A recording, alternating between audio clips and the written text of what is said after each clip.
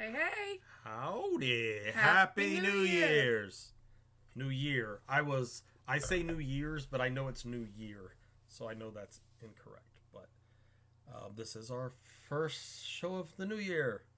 And today's what? What is today? Of 2021. The 3rd. The 3rd. January 3rd. How's everybody doing? What are we talking about today? Do you remember? Yes, hold on. You told me. Well, I named the stream that. What did I name it? Fabulous Fads?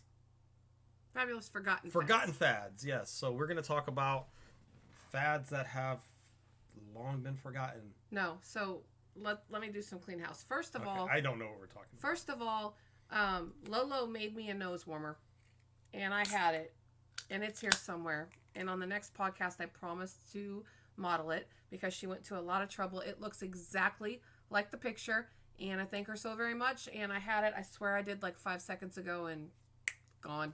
I don't know where it's at. Today?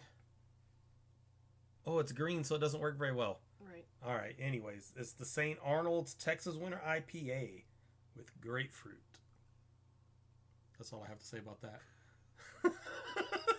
All right, so we're going to talk about some fabulous fads. And before I get started, you're literal. You're so ridiculously literal. It drives me up a wall. So just so you know, I'm well aware that some of these are still around. I'm well aware that you may not consider them a fad. And I'm well aware that you may not agree with the name I gave to this episode. So we can just forget about all the comments about that right out the bag. Oh, man. That's a lot of... I know. That's a lot of house cleaning. I know. So are you telling me... I'm sweeping the floors. So somehow I'm supposed to keep my mouth closed if any of that happens. Ah, yeah. Somehow I'm supposed to be like, wait, that's not a fad. No, That's will. not gone. I did that yesterday. Well, you're the only one, Tim, that still does that. So I'm verbally acknowledging that, but if you Okay. say anything to that regard during the podcast, I'm not going to acknowledge it. I'm just going to keep on keeping on. So don't think that I have a brain problem and I'm ignoring Don't think that you have a brain. Don't think that I need to clean out my ers, because I don't. You ready? My shirt looks very, fad. Maybe late 90s fad. That shirt is banned Early 90s for fad. anywhere except for vacation or on a cruise. He is not allowed to wear that shirt. You're showing bottom boob on Twitch. That's not bottom boob. You're not allowed to show bottom boob on Twitch. It's a t-shirt. It's in the rules. All right. We're going to get kicked off of Twitch, y'all, for indecent exposure. I'll go back and blur that. No, I can't. It's live. Okay. He's been shirtless and they don't care, but the first time he shows bottom boob on a t-shirt, we'll get blocked. I feel it coming. Maybe. Okay, so I'm starting this one off with my top list. Okay. Instead of... Am I supposed to have a list too? No, I didn't. I never tell you anything. How can you make a list? Well, you said your top list, and I thought maybe we're going to end it with my top list. And I'm like, I don't have one, but I can come up with stuff on the fly. Okay, so so my top list, and then I have subcategories. Okay. Like food and drink and toys and things like that. But this is right. just my randomized top list. And they're also in no order. So if you're expecting me to go 70s, 80s, 90s, we're going to bounce all over the damn place. Okay? So the first one that I have on my list is, what do you call that? What do you call that? When you first saw that, what did you think? The first thing that comes to mind is boombox. Yeah, I call it a boombox. Jambox also. Jambox, yeah. So what do y'all call it? I call it a boombox. I generally call it a boombox, but I have said Jambox if that's what comes to mind first. Yeah. So the boombox was introduced to the American market in what decade do you think? 1978. Well, that's not a decade. Oh, that's not a decade. But yes. So the 70s. So the 70s, because of the desire to have louder bass. So that's why they wanted the bass. Yeah. Bass. You remember those? Yeah. I'm Rob Bass and I came to get down. No, that's a real song. Boom, boom. No, there was... Baby got back. Boom. No, boom, that's a real song boom. Too. No, there was a point in time... Oh, the bass CDs that played nothing but bass. They were... Like when people would put the big audio systems in their vehicles with all the boom boxes... Or not the boom box, but the big woofers. They would just go buy CDs that were... Nothing but bass tracks. Nothing but bass. And you would put it in, and it would just be bass, But then there would be vocals sometimes that come and go, burst. No, and then they would drive through your neighborhood at like 11:14, right when you went to sleep, and then 11:14. That's a specific time. It's usually when to go to sleep. It's usually when I fall asleep. Hey, so Ramblin' John has never heard it called anything but a boombox. Jam box, yo, because you jam out to it. All right, shout out Cooler Damien, welcome. So that was my number. Well, hello, Damien. All right, go ahead. Sorry. No particular order. That was my number one. So these are actual. No particular. You just mean number one as in the first thing I said. This is not like a top 10 list, and that's number one on the list. Yeah, that's kind of misleading. No, these are in no particular order whatsoever. Okay. I gave away my OCD just for y'all. Because otherwise, if it was a top 10 list, you should start at number 10 and work your way down. Yeah, fucked that up. Okay, so number 2 of no particular order. I don't know if you remember these. Do you remember this? I do remember that. It's a waterfall. I had more than one of those at one particular time. This is a classic handheld water game. I forgot all about those. And they're actually saying that it is the original handheld game. Really? Not the yo-yo? Oh, that's a good one. Not the top? No, the waterfall. Well, I guess the top's not handheld. It's tables. But the yo-yo's handheld. It is. But maybe that's not a game. That's just a toy. I guess they're just kind of making a play on. It's not a game system. Yeah. But if you remember, you put the little air bubble and you get the little balls. And there was one with rings, wasn't there? There were several of them. There was a lot of them. Yeah. Mostly they were basically a air controlled pinball in water. Yeah, it's kind of like that. Instead of your plunger hitting it, a shot of air bubble would. Yeah. Shoot it up. Yeah. So waterfalls. I didn't know the name of them though. I had a really hard time finding them because I could not remember the name of them either. So you were just googling like water air game, toys. Water game, and it's you won't even get close. Then when I figured out that it was water full, you didn't type in. Never mind. I was gonna make a funny joke about fetishes. I have no idea what they actually are. You can't. So I forgot now. No kink shaming. No, it's not shaming. I was just gonna say don't Google. What is it called? Water sports? There's a fetish where basically you pee on each other. Okay, this is where I cut you off. Okay. Sorry. Somebody will say what it's called though in chat. I bet you. I don't even know what it's called. It's probably called waterfall. But okay, so because that it comes naturally that we talk about the actual most popular handheld game. The Game Boy? Yeah, the Game Boy. Uh-huh. It was voted 1989's most, there's a fad associated with every year, and 1989 is the Game Boy. Nintendo's Game Boy handheld was released in 1989.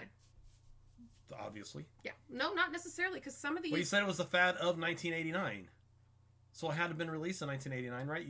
No, it was the most popular. It was the fad of 1989. So it could have been 5 years prior, and then it just became the top fad. That happens sometimes, where something will be released and then it becomes a fad much later than that. So yeah, yes, correct. So the Game Boy. What was your first Game Boy game? Tetris. It came with it. Yeah, Tetris. Yeah, I don't even remember. It's the only one I remember playing on the Game Boy.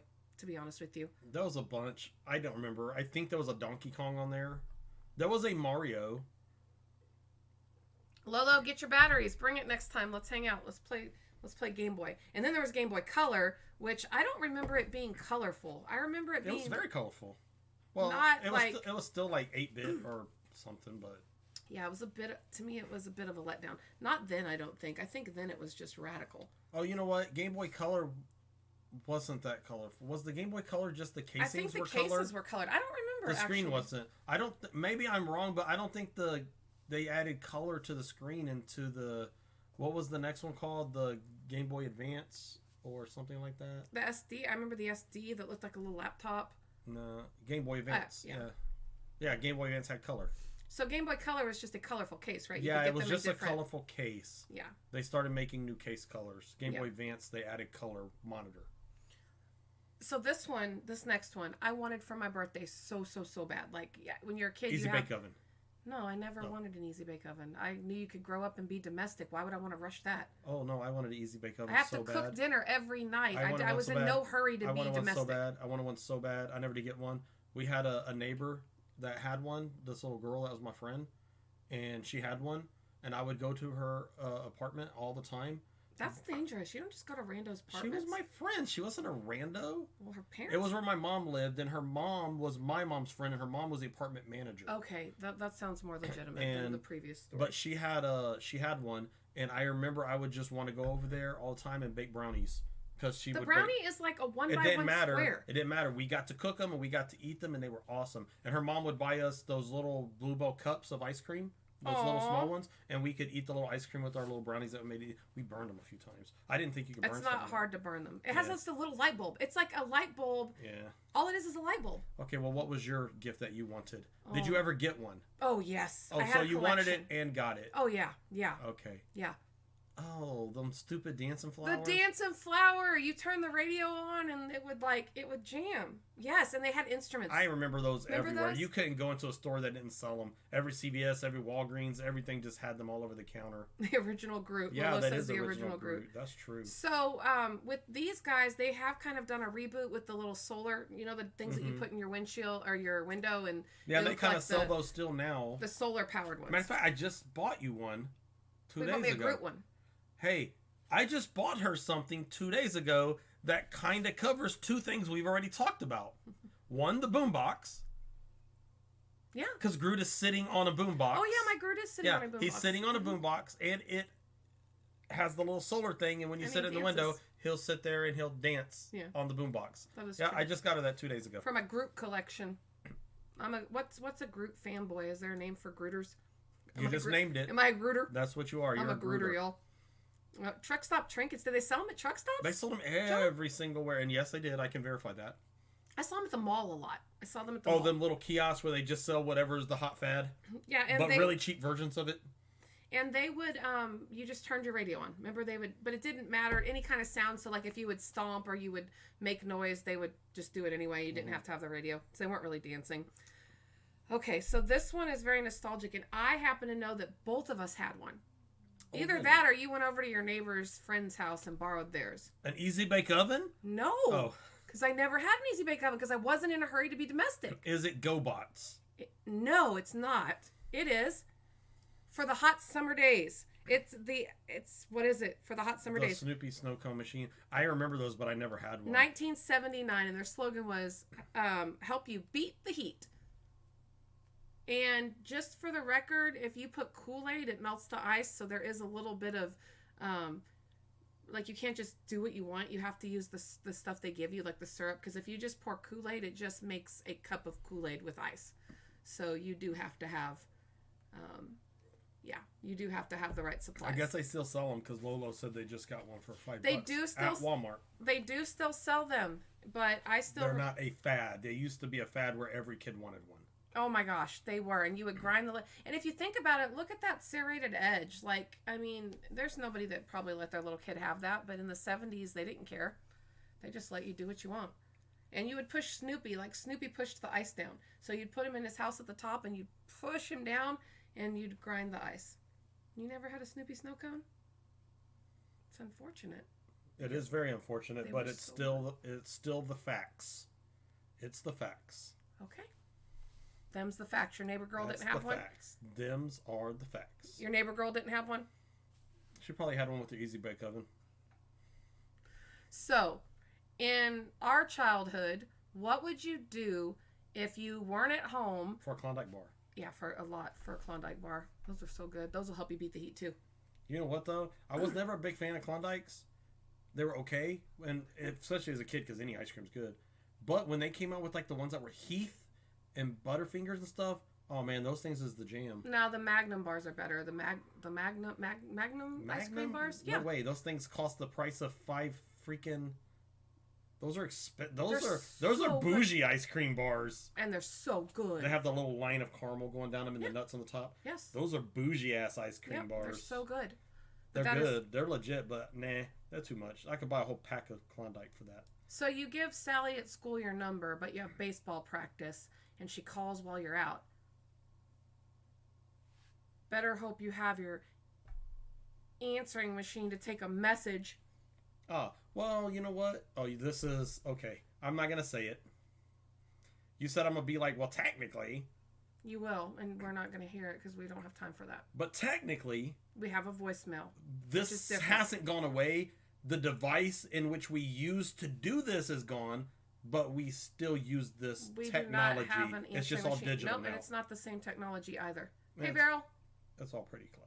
It is not the same technology. It does the same damn thing. It takes a message. I can't answer the phone, so I need someone to leave me a message. We still do that today. It's just different technology that does that now. But yes, I had one. So the telemagnet was offered in the United States in 1949, and guess how much it cost? The first commercially marketed answering machine. $85. Well, in 1949, because that's how long ago the answering machine. Out? Yeah, so the answering machine was actually invented in 1931. And it first went for sale? The telemagnet was offered in the United States in 1949 and was priced at... How the hell did it record it on a damn vinyl? It was magnetic. That's why it's called the magnetic tape. So it had a cost of $200 and it was not successful. I would imagine it was not successful with recording shit on a magnet. Yeah, the first commercially successful answering machine was called the electronic secretary. And did it have a cassette tape that popped in it? No, most of them used the magnetic memory. Oh, they still had that? Yeah, for a while. See, I didn't even know answer machines were a thing until tapes were a thing. Yeah, so they were, and much, much sooner than you thought. So invented in 1931. I bet not many people had them, though. Which is weird because, I don't know. Well, back then, wives didn't work, and so they were just home to answer the phone anyway. Maybe they were used for something different. Maybe the technology was. But anyway, first commercially available in 1949. So you don't know how much the first tape deck one cost? No, but the first one that was commercially available, $200. And it was not doing $200 was a shitload of money back then. Yeah, but if you had a telephone... That was like spending $2,000 now. Mm-hmm. You know I don't know what inflation is, but you know who owned one? You know who you owned one? On your show you're watching, I bet. Downton Abbey. On Downton Abbey, yeah. I bet they own one because he's like got everything you can buy with money. They don't need one. They have maids and people to answer their phones. Yeah, but it's a status symbol. I can spend $200 on this thing. Okay, answering machine. All right. Did your answering machine just say, "Hi, this is Tim. Leave a message at the beep"? Okay, if you want to know what mine said, I can tell you because I still remember to this day. As an adult. Okay. As my, when I turned 18 and I moved out of the house and I got my own phone line in my own apartment and I bought an answering machine and I plugged my phone into it and I pressed record to put my message and instead I brought my boombox in and I played something on a tape and had it record as my message, and I still remember to this day what it was. It was Cheech and Chong's song that's called I'm Not Home Right Now. You played the whole song? Not the whole song, just a clip of it. But if you've never heard the Cheech and Chong song, the Cheech and Chong song starts out with the answering machine, like, "Hey, I'm not home right now, blah, blah, blah, leave a message, homie," or whatever. And then it's like, "I'm not home right now, and I'm never coming back. Packed up everything I own into a little paper sack." Like, you still remember it? I still remember it. At any point, did you say, like, you've reached Tim's house? No, I just let that play, and then they would have to leave a message afterwards. I fucking love Cheech and Chong. I still do, but man, Cheech and Chong was my jam back then. But, all right. Mine was, you want to know what mine was? No, I'm just playing, baby. Tell me what yours was. Mine was... You're going to knock our green screen down. Green screen. I got to calm down. Mine was me and Drake when we got our first apartment, and it just said, "We're not home right now. Leave a message after the sheep." Bah. Oh, I almost choked on my beer. That's so dumb. That was our answering machine message. That's so dumb. Hey, that was our answering machine message for a really long time. I wish I had a copy of it. That was so much fun. Okay. You ready for the next one? I'm ready for the next one. Are you ready? Ready as I can be. Okay. Oh, are you ready for me to... I'm ready for you. Normally you start talking first, and then I pop it up during your... Netflix movies by mail. I did that. And then games. Technically, Netflix is still around. No, I'm just messing with you. It is. So they started with 925 titles, and they were first known as Kibble. And later changed their name to Netflix, different variations, and then eventually Netflix. I don't think I used them till Netflix. I'm pretty sure. I don't remember another name. And I don't remember anything called Kibble. Yeah, it was Kibble. I don't think anybody would have known. So there's a rumor out there that the gentleman that created it had a videotape in his bedroom closet and forgot about it, and it had a ton of late fees, and he said this is crap. And then so he went and got his friend told him about technology of CDs coming out, so he mailed himself a few, and they got there okay. So he said, I'll do this. But they actually admitted that was sort of just like a trumped up thing that they just came up with. Just a trumped up story to like, hey, check out this feel good story. So an interesting fact that I learned in business school was that Netflix actually offered itself to be sold to Blockbuster in 2020, and Blockbuster promptly told them they were nuts, and in 2013 Blockbuster is gone. I was going to mention that. I was going to say, I'm sure everybody knows this, but did you know Blockbuster could have owned Netflix? And they was like, that service is stupid. It's going nowhere. Yeah. People are going to keep coming into video stores to rent VHS tapes till they actually 100 said that. more years. No, they actually. So there's something about bringing home a videotape. I remember somebody saying that like, there's something about going to the store and looking at the selection and picking one and putting it in your VCR or DVD player and popping popcorn and being a family. Like that's the way they imagined it and envisioned it. So in school, we learned that was part of it, but also that you just don't see disruption coming for you.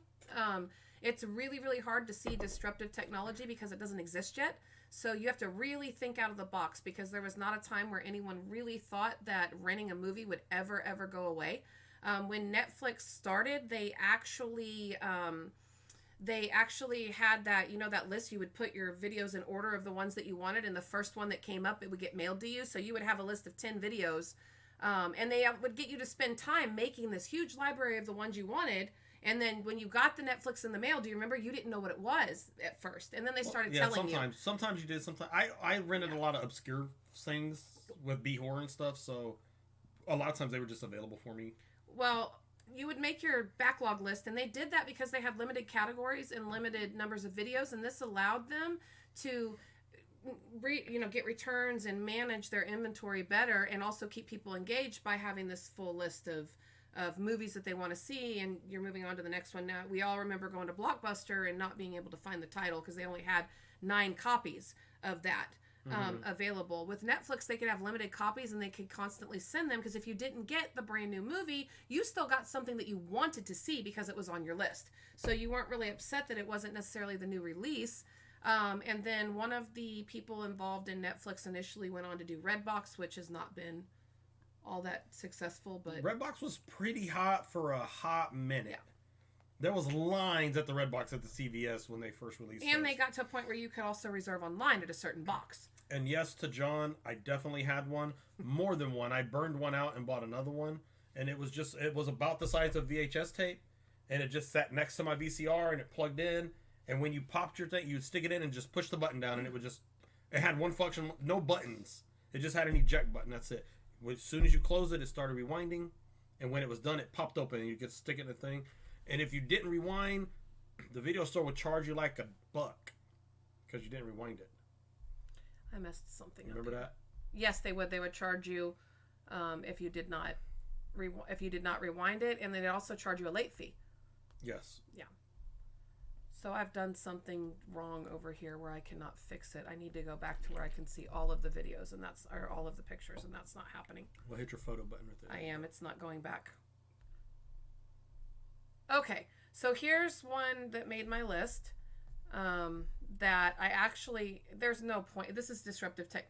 I guess technically it would be a disruptive technology. Nobody saw the need for it, that it wouldn't be around anymore. But if you think about it, it definitely is not needed anymore. It was nice enough to reposition every single photo I had. So I will just tell you while I look. Can I guess? Yeah, you can look. Is it the fax machine? No. Oh, because I was going to guess that. And I'm going to tell you why I was going to guess that. Because it's not on your list, Tell me right? while I try to figure out what's going on. Okay. I remember when the fax machine came out.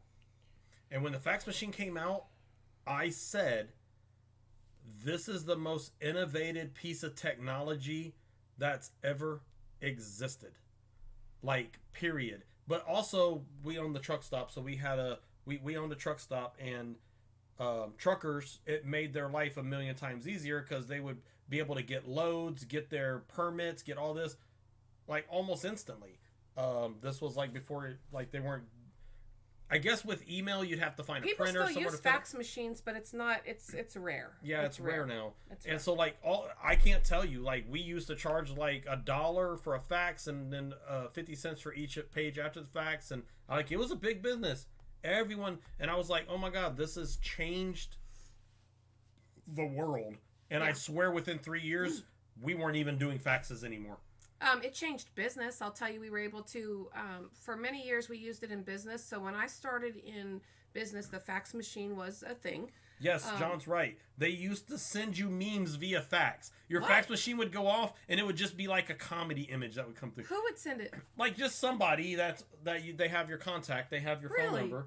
Yeah, kind of like, remember when people would send around like what do you call them, like chain emails? Mhm. They were like jokes, or like the dancing baby. Remember the dancing baby, like the first original meme? Yes, I do. Okay. You would get images over your fax machine sometimes. I don't remember that. Eh. So I remember that the disruptive technology for that is email. Email ruined the Movie fax phone. machine. Find it and watch it. Yeah, movie phone.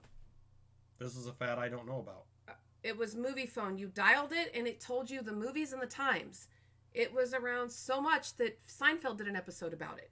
I don't even remember the number, but you dialed movie phone and it would tell you the theater, and you could listen to the movie times and what was playing. It was before we had the internet. We couldn't look up movies. You'd have to go to the movie theater. Or look in the newspaper in the morning, because they Yeah. printed it every morning. Well, I did not do that. I called movie phone. If I was sitting around we didn't get the newspaper, first of all. And also, I thought that regular your phone company offered that service. Couldn't you press like 411 or 0 or something, and it'll say for movie times press 1, for director assistant press 1, for movie times press 2 or something like that? No, it was Mr. Movie Phone. He always said, "Hello and welcome to Movie Phone." See, I never remember movie phone, but I think I remember getting movie times somehow through like the telephone Through Movie company. Phone. It was through the Movie Phone guy. Okay. It was founded in 1989 as a dial-up service to check movie times. It's no longer around. They officially disbanded. But yeah, it was Mr. Movie Phone. I don't think it was in Seinfeld. It was Mr. Movie Phone, I think, because he could do the voice. But in reality, you would call and it would just say, "Hello and welcome to Movie Phone." And would it just know the theaters in your area via your area code or zip code or something when you called in? Or did you have to punch in your, like, would it say, what's your Maybe area Lolo zip code? remembers, but if I remember correctly, it would be for English, press 1. And then it would say, like, for action movies, press 2. For theater, and you could pick your theater.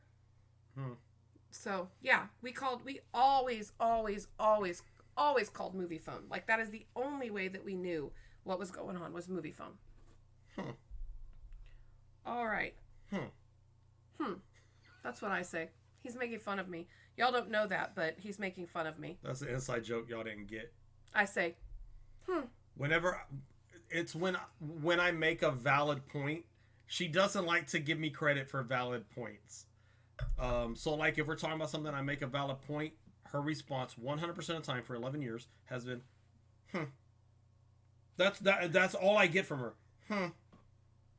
I'm guilty. Anyways. I'm guilty of the Raina. No, I haven't heard Drake's Movie Phone impression. He probably does, since he's a pretty good voice actor. Beryl says, remembering calling collect, quickly saying your message. Yes, Beryl, I do. I remember calling on the phone, payphone, and saying, like it would say collect call from, and you're like, I'm stuck at the movie theater, pick me up. I do remember doing that. I remember my stepmom, like if I went grocery shopping with her to help her with groceries, we would drive to Lockhart, and my dad wanted to always know when she made it there because there weren't cell phones. So she would get there and she would go to the cell phone and she would make a collect call to The phone herself. call. The payphone, not the cell phone. Yeah. Yeah, on the payphone. She would go and say, I would like to make a collect call to Sandy. And then my dad would be on the other line saying, Sandy's not here right now, and hang up. And then that was just Their code. He now knew she had made it. Cheap That's funny. bastards. Cheap ass bastards. I don't know that anybody's ever been worried enough about me going to the grocery store. Trying to save a check on me. quarter. Trying to save a damn quarter. I don't like it. Not even a quarter. Like Nowadays, we just do 99 cents to buy a damn piece of fake fake clothing on a game app with no time, not even thinking about it, and you're trying to save a quarter back then. Oh, I want that shirt from my avatar, 99 cents. Why did your dad even care that she made it to the grocery store? Women and men go to the grocery store all day, every day. Yeah, I don't know. But you also have cell phones, so if something was wrong, you could call. Like, it was just like, I want to know you made it there all okay. Nobody cares if I make it to the grocery store. The only reason anybody wants to talk to me if I go to the grocery store is if they want me to get something for them. I do. You don't care if I go to the grocery store. I do care where you're at, and I care about your livelihood, and I care that you're okay. Okay, I'll text you next time. Oh, you don't have to text me. I just look at where you're at on my phone. Oh, yeah, we can track each other. I'm like, oh, I wonder if Dawn made it to the... Oh, yeah, she's at Kroger. It's that easy. It's rare because you're the shopper. I can check up on you and you don't even know it. You're the grocery shopper, so it's rare. That's true. Now, you don't care where I'm at. No. I figure if something happens, they'll tell me. Like, if something happens to you, people will call me and tell me. Who? If it's just me, if I die in a fiery car crash, how's somebody going to call you? No, but it wouldn't help to know that. All right, you ready for my next one on my list? My personal list? On my personal list? Yeah, personal list time. Okay. Mixtape. Oh, John said, remember when a 15-minute international call used to be... Yes, remember when phone calls were... Long-distance calls were not free until after 10? Didn't we have to pay for long-distance calls, period? Were you making international calls to, like, Australia? Yeah, were you calling to Australia, John, by chance? Yeah, remember that? Remember when we had to pay for calls? Well, I don't talk to anybody international, but I remember being a thing. No, like even in Dallas. There's a dividing line. That's long distance, not international. Okay, but in long distance, you used to have to pay for it until 10 o'clock. Yeah, well, and now you don't even pay for phone calls within the United States. And as long as you pay an extra $10 a month, you don't even pay for international phone calls either. Yeah. Yeah. Okay, so my next one is mixtapes, right? That's one of... Nobody makes those anymore for obvious reasons. They were common in the 80s. You'd make your sweetheart a mixtape of all the love songs, of all the hairband ballads. Or all the stuff to dance to. Well, this is all the stuff to dance to. I made my sweetheart a mixtape a few years ago. Yes. Yes, she did. And it was extremely sweet. And it was a modern day mixtape because technically it looks just like this tape. No, it looks like the tape from... But, well, kind of. It's the tape from Guardians of the Galaxy. Yeah. It's the one where, the Awesome Mixtape Volume 1 is volume what 2. It's called. Well, Volume 2. It's 1 or 2. It was 1 or 2, I don't remember. I have it in that drawer right there. Yeah. But it's Awesome Mixtape Volume 1. It's from Guardians of the Galaxy. But it was a blank. But it's not a tape. It's actually a USB drive. Yeah, it comes out. It opens, and then you load all the music on it, and then you can plug it in. It's a really cute thing. Beryl, have you never been in love? You've never made a mixtape? Oh, you're just too young. You're too young to know the greatness of the mixtape. And then the best part of mixtapes to me is when you break up and you just pull out all the tape and you're just like, I'm done with this. Now, I will tell you my experience with mixtapes. I never made a crush or a love a mixtape. Well, I've made you some. Remember, I made you a green. Well, they were CDs. Well, it was a CD. They were burning CDs. It was a CD of my favorite music. Yes. Yeah, like I make you a whole Green Day one or whatever. To me, when you make a mixtape for the person, it's like a compilation of all your the love songs. But that's not as far as making mixtapes when that was a thing. That was in the day of the boombox, and they had dual cassette players, and one had a record button and the other didn't, and you could play one tape and press record another and play it over. Yeah. But what I used to do was I would just put a tape in and I would record. I would just hit record and turn the radio on. And then I would record all day long the radio, and then I'd flip it over and record the other. And then I would edit it. So I would go back and I would play that tape. He'd be his own DJ. I did. I would play that tape and I would just fast forward it until I got to the song with no commercials. And then I would play it and record it. So I would make my own radio station with no commercials. What was your DJ name? Did you have a DJ name? I did, and I don't remember what it was. But you want to know the funniest part? You had to introduce yourself like, hi, no, I'm about to say that. I'm Tabletop Tim. Well, that's me now. But we'll pretend like it was then. Okay, we'll pretend like it's me. But I did do that because my Jambox had a microphone. You would plug the mic in and you could talk. So I would push record and I would go like, we'll just say Tabletop Tim. I'll be like, this is Tabletop Tim coming at you on this fine Tuesday. Temperature's 97 degrees. It's 4:27 p.m. And we got the Rolling Stones coming up right now. And then I would press record on, or press play on the other one. And then it would play you know, paint it black or something, and then I would turn my mic off, and then That's I would not the Doors.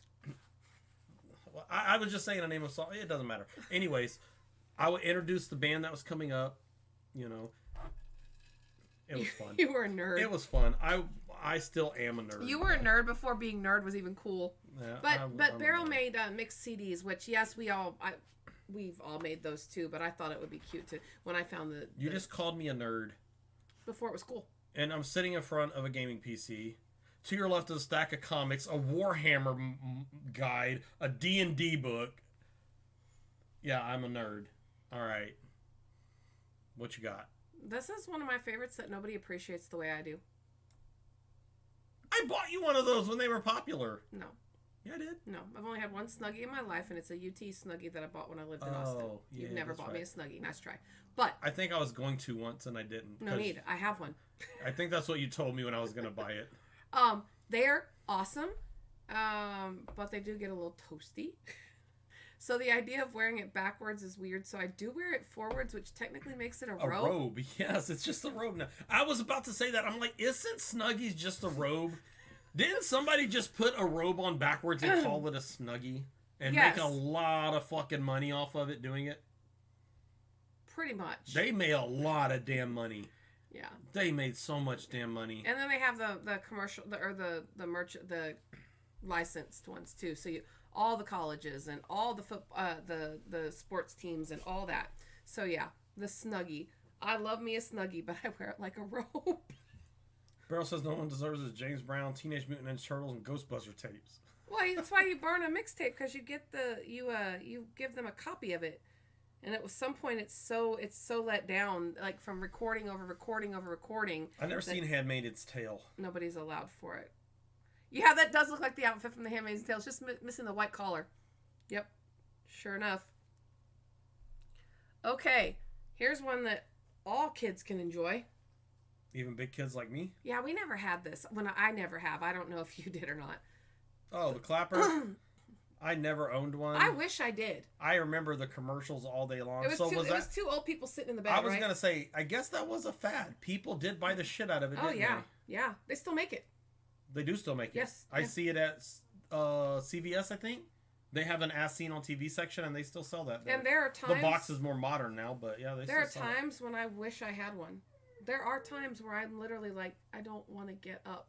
Because our remotes, all of them, how many ever there are, one of them doesn't turn off the TV. I don't know, but I'm like, he's asleep and I'm pushing buttons and then the TV will go off and then it'll turn itself back on full volume. And I don't. She's not good with technology. I just want to do like off, and I would, yeah. See, my thought was, how many other sounds are similar to a clap that might trigger it during the day? None. A gunshot? No. Like, what if... I mean, how does it know it's a clap? How do they know I didn't drop a book on the ground? Or then just turn it drop back my on. remote to the TV? If you drop a book, you just clap it back on and you're good to go. And also, was it only 2 claps that send it on and off? Or it was clap on, clap off. I think it was 1 on and 2 off. I think it was 2 both. No, I don't think so. Was it? I didn't own one. Yeah, it's probably the same thing. Clap on, clap off. Yeah, it was 2. Clap on, clap off. The clapper. Yeah, it was 2. Yeah. Okay, Sheldon. And if we had one, the lights would be going off and on right now. Yeah, y'all would have lost us like 1, 2, 3, 4 times just now. Okay, so this is one that we talked about a little bit back and forth. This is the last one on my personal list, and it is the phone booth. Hey, you know what? I still seen phone booths, but they never have phones in them anymore.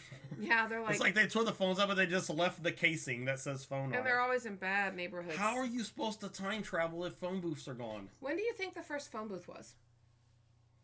When do you think? Oh, shit, forever ago. Okay.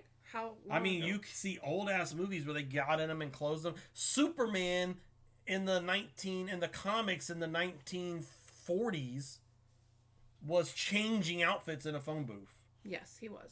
But it was way before that. Well, I'm sure it was, but I'm saying it had to have been a long-ass time ago. So when do you think? I don't know. When's Doctor Who from?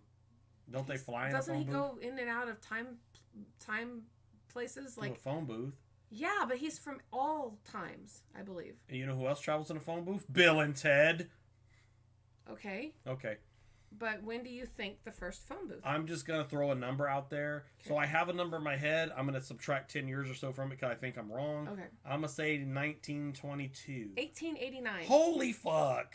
I was way wrong. 1889 in a Connecticut bank. And the interesting part about that phone booth was you paid after the call. So it was inside a bank. You made the call and then you paid.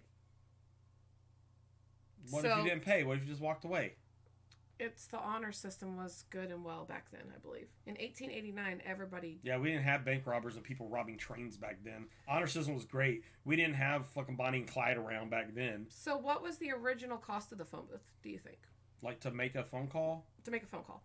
Well, it couldn't have been a penny. So I'm going to go with the nickel because that's the next biggest denomination of a coin. It was a nickel, and then in the 1950s it was raised to a dime. Process of elimination. And then in 1984 it was raised to a quarter, and it has never gone up since. Even though prices have gone up for keeping up with operators and all of those things, the phone since 1984 has remained 25 cents. It has not gone up. It was a big, big, big deal raising the payphone from a nickel to a dime. That was a big deal.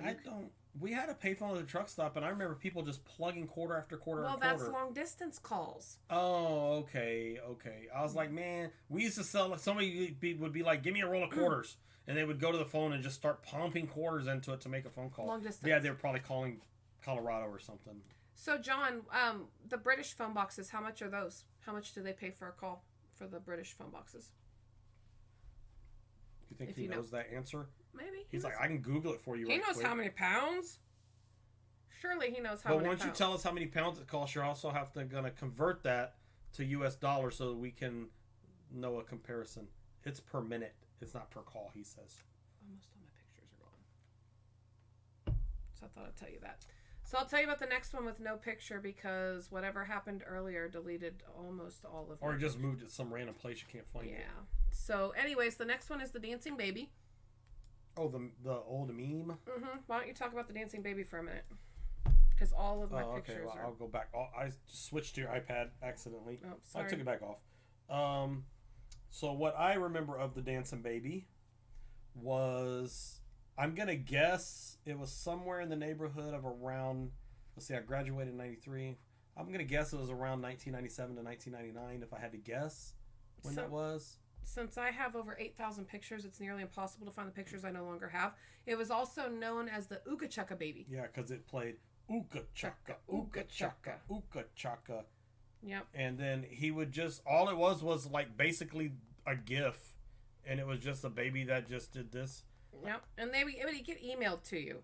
Yeah, it was an email chain. It was a chain email. I think it's credited as being the first meme. So the dancing baby, also known as the Ooga Chaka Baby, is a 3D rendered animation, a media phenomenon, and one of the first viral videos early in the second half of the 1990s. So not the first, but one of the first. The Ooga Chaka Baby. It was the first I remember. And wasn't he in Ally McBeal? Or one of those shows, or Sex and the City, or something like that. John guessed 95. It was early of the second half of the 90s, so you pretty much nailed it. Well, I said 98, 99. Early of the second half of the 90s would probably be sometime in 95. That's 96. the middle. The second half of the 90s started 95. Oh, I thought you said after the second half of the 90s. Early in the second half of the 90s. Early in the second half. Which would be... That sentence doesn't even make sense to me, but all right. Okay, I didn't write it, so I'll early in the second. You sound like the guy that tries to edit the Reader's Digest. He sends in the notes I don't believe the way that you typed that is accurate. Did you say early in the second half? Yes, of the 90s. Okay, so 95 to 99 would be the second half. So early in the second half would be 96 to 90. It's 95. 95 to 97? Which is what John guessed. Okay. Well, if I guess 98, then I'm not far off either, am I? Only 3 years. 2 years. Man, you just won't give me... Okay. All right. So the next one is from 1999. And users can own virtual pets in Neopet and buy virtual items for their pets using 2 virtual currencies. Do you know what the currencies were in Neopets? No, Neo dollars, Neo Neo coins, Neo points, which can Neo be earned, points. I knew I'd get it if I kept guessing. and Neo cash, which you can buy with Mama's credit card. with Mama's stolen credit card number. Or I think there's certain things you could do in the game. Funny thing about Neopets is I believe they're in the reboot. They're still around. Our oldest son started playing Neopets on an account that he made a fake email and got permission without an adult to make a Neopets account, and he has had the same pen pal from that Neopets account his entire life, and she lives in Canada, and they met in person for the first time a few years ago. And he started... so you chatted with other real users? Apparently so. They chatted, or they became pen pals and would write back and forth in email. So this was the first internet gateway for pedophiles. I don't know the specifics of what the chat mechanisms were. I know in Toontown it was hard to do that. You had to use preset phrases and stuff. Well, they became pen pals, so obviously you can do that much. You can give addresses. So they were in email. They were pen pals in email. It's a new age. And she lived in Canada, and they actually met for the first time just a few years ago. And it's been... And then they got married and... Close to 20 years. No, I think he wishes they would get married. She is extremely attractive. Oh, is she really? Yeah, he was like, oh my gosh, I never knew. Because back then you'd have to download a picture. It'd take an hour. So... Yeah, that's true. But you never had a Neopets account? No. And my kids never had one, I guess, because I don't remember it. I mean, I remember it being a thing. I just never... My kids, I guess, didn't use it, and I... Well, the closest one that we have after our 27-year-old is our 24-year-old, right? Mm-hmm. So they would have been close enough in age, right? Yeah, Probably. maybe he used it and you didn't know about it, like our 27-year-old who used it and we didn't know about it. So it was, yeah, I had no idea that he had used. He had to get a fake email because he didn't have permission. So this wasn't like this was all online. Yeah. Okay, so it wasn't like the Tamagotchis where you had an actual toy in your hand. No, it was not. It was online. You put me too much. Okay. Want to take a guess? That's Tom from MySpace. Yeah. So MySpace company launched 6 months prior to Facebook. It's still around. It had a data breach when it was moving data in 2019, which lost most of the photographs all the way up to 2015 for its users, which made a few people that still had pictures on MySpace that they needed to access upset. So it grew rapidly, and at one point it was even the largest social media sites for the years between 2005 and 2008. Do you know why it didn't do better? Because of Facebook. No, it's not. Well, disruptive technology, but it could have competed. They actually were different enough that they could have competed. I actually preferred MySpace. I was extremely hesitant to go to Facebook. I only went to Facebook because everyone else quit using MySpace. I hated Facebook. I still don't like Facebook, but I hated Facebook, and I loved MySpace. So Ramblin' John never had MySpace, and Lolo only had Tom as a friend, I guess. Tom was my good friend. Tom? He was my first friend, and he was my number one friend. You know, you used to rank your friends back then? You'd be like, oh, these are my top 10. Didn't he have to be Yeah, your number he was. He had to be your number I think they changed it later where you could move him out, but for the longest time, oh, shoot, he I'm was so sorry. I'll just... Well, you told me not to poke you, so, it's no way for me to communicate with you. But with your foot. Oh, okay. So a few different reasons for MySpace. One was the reason you liked it. It took HTML coding to be able to change it. I'll tell you, I got my sisters to do mine. I was like, I can't figure this shit out. Help me out. And they redid it, and I still to this day remember what they did. It's probably still that way if I could figure out how to log back into it. They made a graffiti wall that said, I love you more than a fat kid loves cake. Well, and MySpace is the reason I learned HTML. But you didn't have to really know HTML because back then you could go on a forum and you could find something that you liked that were pretty generic, or you could pay someone and they would make it for you. It was a simple cut and paste mechanism. It really that was later on though. When it was new, you had to do the HTML coding yourself. But then people did start to offer the services where they would do it for you and send Yeah. you the HTML coding, and you could just copy paste it. Yeah, so there was that. So the reasons that are cited for it not doing well, other than the fact that there was competitive, and a competitive alternative, was you had to know the HTML. They had the next ones are going to blow your mind. When I'm going to read these to you, and these are the reasons cited for why MySpace didn't do better than it did. Okay, but after you're done, I'm going to tell you the number one reason I love MySpace. Okay, the reasons it didn't do as well as it should have are too many ads. They were owned by several people, so they changed frequently. Like over 4 ownerships, they continued to change, and things would change slightly. Poor censorship. You couldn't do anything technically illegal, but there was a lot of hate, what would be considered hate crimes going on MySpace. It was completely acceptable. They weren't monitoring it in any way. And you were allowed to use screen names, not your own name. If you try on Facebook, they will not let you use any name other than your own name. People get around it. You can use a nickname. If your name sounds real, and you can maybe get around it, but if you get caught, it also said that it was slow to innovate. So the too many ads really got me, because who has more ads than Facebook? I was going to say, maybe when Facebook was newer, it didn't have so many ads, but now it's like you can't scroll more than 2 or 3 posts without seeing an ad now. Right. But my favorite thing about MySpace was that you could upload a theme song, and anytime someone clicked to look at your profile, it played your theme song. You can do that now with Facebook. You just have to press play. It doesn't autoplay unless you have it set up. Drake's has Take On Me when you go to his page. Well, so they have to look at your page and then click play. I don't know. Mine's set up to play, but you could probably automatically play. I don't know. Well, if that's something, I'll look into it, and then I might do that, and I'll be happy again. But what was your theme song? Oh, it changed a lot, but most of the time it was, well, take a guess. Daddy Cool. Yes, most of the time it was Daddy Cool. Most of the time. Daddy Cool. Which is an old disco song by Boney M. If you've never heard it, look it up.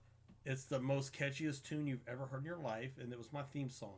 It's also in the Netflix series that Will Smith's son was in. Was it? Yeah, the breakdance series. I can't remember what that was called. Daddy Cool. And the video is good. You're going to love the video because it's just Boney M. It's the guy. He doesn't say much, but he does funky ass dance the whole time that the girls are saying Daddy Cool. Oh, well, he looks like an old version of like Saturday Night of John Travolta or something. No, the dance show that used to come on where you would line up and they would Dick Clark. No, that's not what I'm thinking of at all. No. Dang it.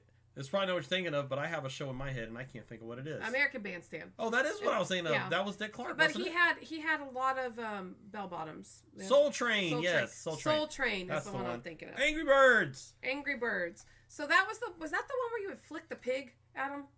No, you flicked birds at the pigs. Oh yeah. Yeah. It was like a catapult and you would just knock blocks over. 2009 casual puzzle game. I got a funny story about that too. When they say casual, I don't know how casual that was, because that thing... Extremely casual. Oh my god. No, in terms of like, there was Angry Birds everything. And all kids wanted to do is play Angry Birds, play Angry Birds. This is way before Minecraft, way before Roblox. Everybody wanted the dang Angry Birds. Even adults, you would see grown adults. Oh, I played the shit out of Angry Birds. Yeah. Funny story. My first smartphone was after I met her because I didn't want one, but she made me get one. I did not make you get one. Yeah, because you didn't like the way I text. Okay. She made me get one. And it was a BlackBerry. And... I didn't make you get one. I just mailed it to your house. That's making me get one. You didn't have to turn it on. So, when we first... Quick backstory. Before we actually even were dating, back when we were just communicating. Whatever you call it. I'm not a big communicator. Pre-dating. Getting to know each other, grooming. Grooming you for a relationship with me? I don't know. I'm not much of a communicator. I don't like to really talk on the phone, and I don't text that much. And my phone was an old school phone that just had numbers. And as you know, like the number 2 is ABC, the number 3 is DEF, and so forth. So if she would text me something, I would simply respond with like a yes or a no, because I would have to type this letter 3 times for a Y, this one 2 times for an E, this one 3 times for an S. I didn't want to type full sentences. So that's what I did. So I ended up buying for her, myself, a phone that flipped up and it had a keyboard built in. But she didn't think that was cool enough, so she got me a BlackBerry. I didn't care anything about But anyways, that's when I decided to download Angry Birds for the first time. And BlackBerry doesn't work like the Apple App Store. So when I bought one, remember I paid like 99 cents, and all they did was send me the directions on how to play Angry Birds or something. Oh, it wasn't yeah, even you the got game. cheated. You I got got cheated. scammed. Anyways, You got scammed. there's scams. There was at the time on Blackberries. All these things that it would say Angry Birds, but you download it and you didn't even get Angry Birds, and you paid 99 cents or something. Do you remember when we were texting? It was 10 cents a text. Yeah, you Like used it to have wasn't to pay even. for It the wasn't text. even free. You get a phone bill and it just 10 cents a text. Yeah, they would charge you for the text. Each line of text or something, or each time you text. So I warned you ahead of time, but I didn't warn anybody else ahead of time that we will go way over today. Okay, I don't care. I And ain't got nothing else to do. That is after copious amounts of editing. We still Okay. will go way over. So just a heads up, I probably should have said that early on. But this is the last one in this category. What category are we in? Like, well, I had named it like, or... Okay. computer technology, something of that nature. So what do we Computers, got? Oh, that's the... Oh, what was his name? Like Dancy Frog or Singing Frog or Happy Frog? He was originally known as the Annoying Thing. Later, he was known as It's a Crazy Frog. Oh, Crazy Frog. That's what it was. Crazy Frog. And it was played some funky ass song. I don't remember what it was. It's a Crazy Frog. That's all I remember. You should have played the video. I couldn't figure that out. I need to talk to you about that in advance next time because I could not figure out how to do it. Just go to YouTube. Right, but I need to have them queued up, and I've already had issues with the video with the photos. So yeah. All right, I'll help you with that. Yeah, we need to talk in next time. advance. Next time we'll have some videos of Crazy Frog. I do all of the prep work myself so that he doesn't see anything in advance, which means it's hard to ask him for help with certain things. She and myself like doing it this way because then I don't know the topics as they come up, and it's more fun. Yeah. We're gonna talk about Crazy Frog, or is that? No, it's just the Crazy Frog. That was just a thing that was big and went away. It was huge. It was. It was huge. Even I know it, and I don't know shit about pop culture, so even I knew it. So the next one the next section I have is about fashion. Fashion. I'm all about fashion. So you, yeah. Shit, have you seen this hat? You're not a girl, but do you remember these? Those were called like jellies or something? Jellies, yeah. See, I told you I'm all about fashion. 1980s semi-transparent material with a jelly-like sheen. And all the girls wanted the jellies. And you know the one thing about the jellies? They were uncomfortable as fuck? Your feet sweat. Oh, okay. I was guessing I didn't have any. Then it's like the plastic and the sweat, and it's not good. And if they don't have a strap, you could slip out of them, and I'm surprised more injuries didn't. You know what's funny? That I know they were called jellies, and you know why that's funny? When was this? Do you know the year? Yeah, it was not. Well, it was during the 1980s.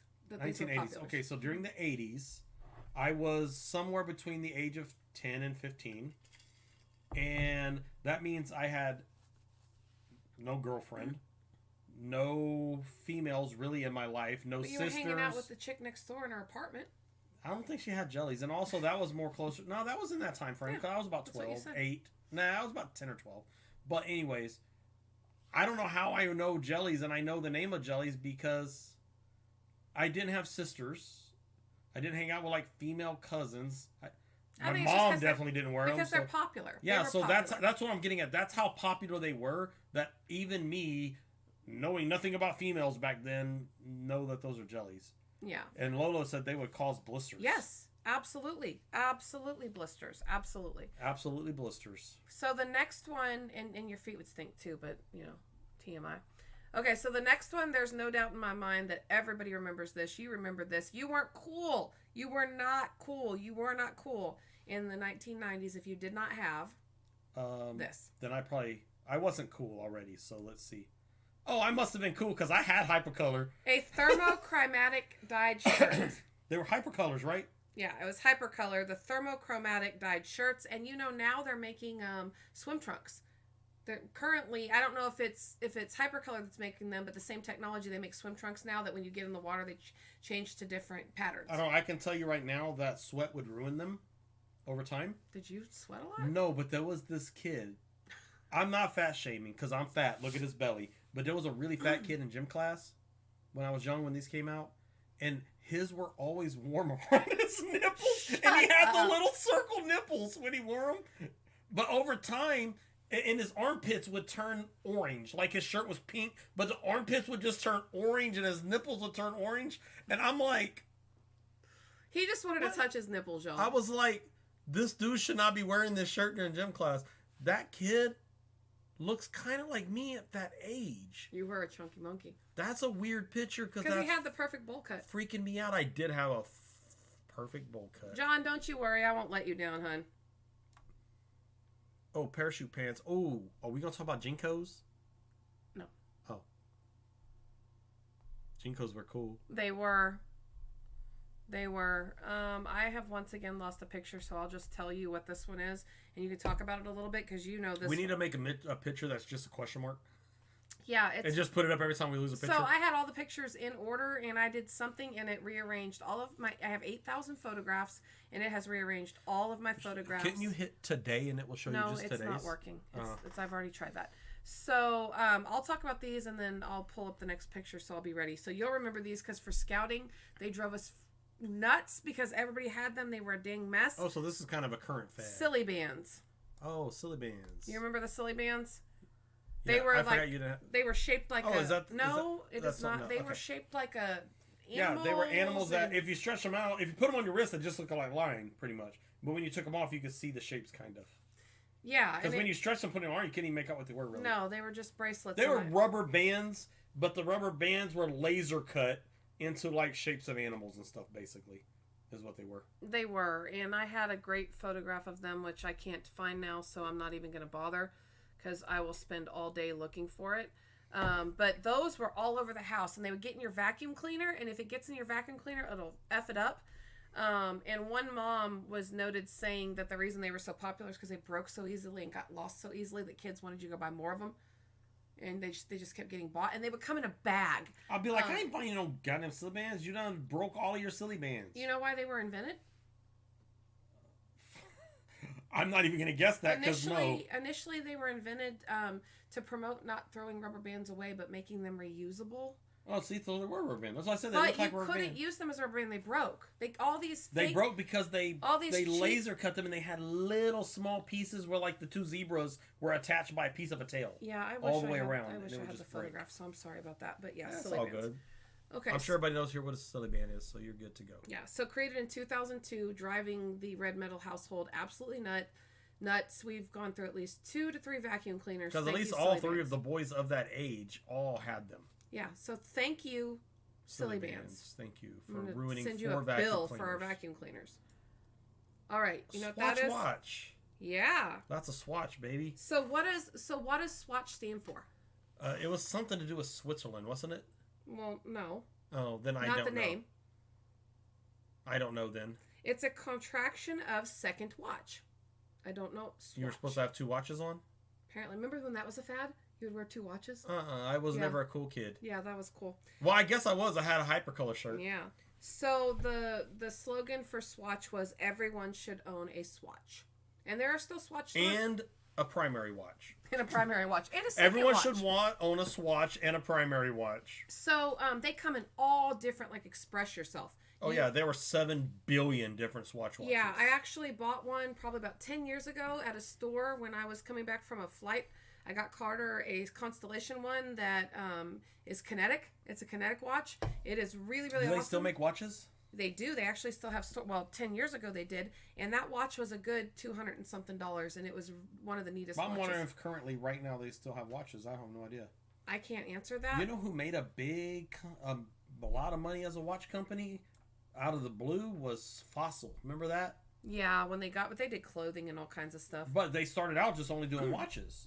And it was just it was Fossil watches. And it's crazy because I remember Swatches just being like the plastic. The big thing was the plastic. Yeah, they were they looked very cheaply made. Yeah. It looked like the whole thing was just made out. I don't know how they fucking work, to be honest. They looked very cheap, but they were not, and they're waterproof. I think, if I'm not mistaken, all the swatches were. Yeah, it was just it was for fashion, and obviously it worked because they became a big thing. So, you know. Okay, you ready for the next one? That also was the Healy. The Healy. I own those. I own those as an adult. I own those as an almost 30-year-old man. Well, they came out in 2000. It was the fad of 2000. And I own them around 202 probably. Many malls and schools have banned them due to safety concerns. The thing that made me the most frustrated about these, because while he was wearing them as an adult, I was buying them for my child.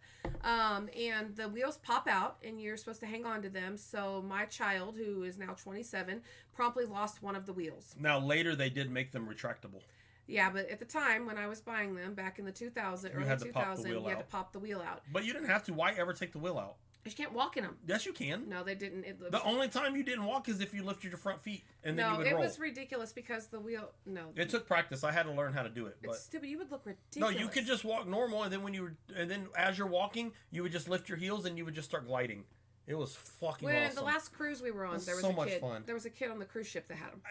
Do they still sell them? Yes, they do. I want to buy a new pair. Yes, they do. I'm gonna buy a new pair and I'm gonna go grocery shopping in them. If you're an adult that has Heelys and you hurt yourself, You're I don't think awesome. your insurance should pay for it.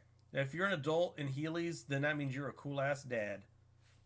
Period. No. Your insurance shouldn't help you. My kids tell me all the time I'm a cool ass dad. Don't call your wife. Do not call your wife to help you at the ER because she ain't coming. If it's a Heely accident, if I get hurt in Heelys, you're not even gonna know about it anyways. I'm not even gonna tell you. Don't tell me. No, I won't for personal reasons. You'll make fun of me forever. I will, and I would tell everyone. You will. I would tell everyone. Which I'm like the hardest person in the world to embarrass, so I would just tell everyone, "Oh man, you'll never guess how'd you get hurt? How'd you break your arm? Heelys." I would just say, I don't give a damn. No, you don't. They're like, aren't those for kids? No. Aren't those from 2000? Then why are they size 13? Well, I don't wear 13s, but they do make them that big. Why are they still selling them in 2020 for people like you? 21, sorry. That's okay, true, so I didn't want to let John down. So I actually... Hey, just so everyone knows, before we move on to this blonde chick in this suit, I don't know this one, by the way, obviously. Probably next time we talk, or at least 2 times from now, I'm going to have me some Heelys. Bet that. All right, go ahead. And it wouldn't matter because you're not going to show them. I'll show y'all. You're going to put your foot above your head? I'll just say, here's my Heelys. Oh, okay. I'm going to have some Heelys. All right, so John, you asked about parachute pants. So I called them windbreakers, windbreaker suits. But now that you say parachute pants, I think about them. Was there a difference between parachute pants and windbreaker suits? Yes. Google MC Hammer. That's parachute pants. So windbreaker outfits make me think of Hot Tub Time Machine. Remember the girlfriend that did the girlfriend? She was always wearing the... Yes. No, that was a windbreaker outfit. Well, what's the difference? Have you seen MC Hammer? The parachute pants are big. They have the crotch hangs down to your knees. That's MC Hammer pants. Those are parachute pants. That's what they're called. And the entire pant. See how these are almost the size of her legs? Yes. This is form fitting. Parachute pants are not. They're huge and they hang. I'm gonna have to Google parachute pants for you. So, I would wear those with my BKs. You remember BKs? British Knights. Yes, I do. With my British Knight sneakers. I didn't do British Knights, by the way. I was on a different fad train at that time. I wore Kappas. I was wearing the British Knights. I had my BKs. Do you remember Kappas? They had a little zipper. No, those are roos. Oh, okay. Kappas were basically, I think, I might be wrong, they were the competitor of BKs at the time because they were the two things. But Kappas, the side, like where you have the Adidas stripes, they would have 2 little triangles. Oh, that you could change out. And I don't know if you were supposed to, but they did pop out. So you would trade those little triangles, like if you had the blue ones, you would trade one with somebody that had a red and somebody that had a green, and you would pop them in, so you would have the little different color triangles from all your friends or whatever. So let's have parachute pants, and they're not. MC Hammer has a type of parachute pants, but most of them are like John's. No, that's not what I associated with parachute pants. So, no, I didn't have the Kappas. I didn't have the Roos. I had the BKs. I did have a pair of Roos when they came out too. Yeah, and They're nylon. Yeah, John. They're either way. Yeah, he said his parachute pants were tight. So there was obviously a lot of kinds of parachute pants. I don't wear pants like that because I got big thighs and they. I think they were just literally made out of parachute material, and that's why they were called parachute pants. I don't like the sound that they make. I don't do. He said parachute fabric. So I think they're literally made out of the same fabric as parachutes. I don't do also corduroy for the same reason. I don't like it. So the windbreaker, the windbreaker jackets have made a comeback now. Not the whole suit, but the jackets have become popular again. Those what I call a windbreaker. I call it a windbreaker. Kind of like the ones I wore on 80s night when I was dressing like Run DMC. Yes. Yeah. Correct. All right. This one I personally did. I personally had this. I crimped my hair. And I had you could also I had a triangle. You could make like triangle curls. You could do a crimp. You could trade the blades out of your Wouldn't that iron. Ruin the hell out of your hair? No, it's no different than a curling iron. I guess it wouldn't be, huh? No. Yeah. It's just heat. It just seems like applying a lot of heat to your hair is not good for your hair. So there was a resurgence of hair. I apply heat to my hair, and this is what happened. There was a resurgence of hair crimpers in 2007 because the Chanel runway show had a model that had crimped hair, so people started doing it again. But do you know why crimping was made, or how it came about? No, other than it was a fashion statement. It peaked in the mid '80s, but the original crimper was made by a hairdresser for Barbra Streisand, specifically for Barbra Streisand. Oh, really? Yep. She had crimped hair. No, they wanted to crimp her hair, and they invented that. They invented that to crimp her hair, and then it became a thing. Yeah. Very, very interesting. Yeah, I definitely did the crimped hair for sure. And you didn't do all of it. You didn't have to do all your hair.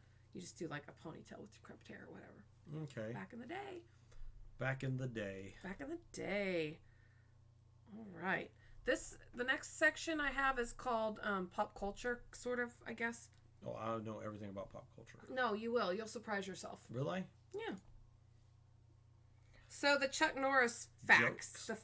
Chuck Norris facts. The jokes. That was a big thing for a while. Don't say that too fast. You mess it up. I can start rambling. I can do a whole show on nothing but the jokes, the facts about Chuck Norris. So you want to hear my top 4?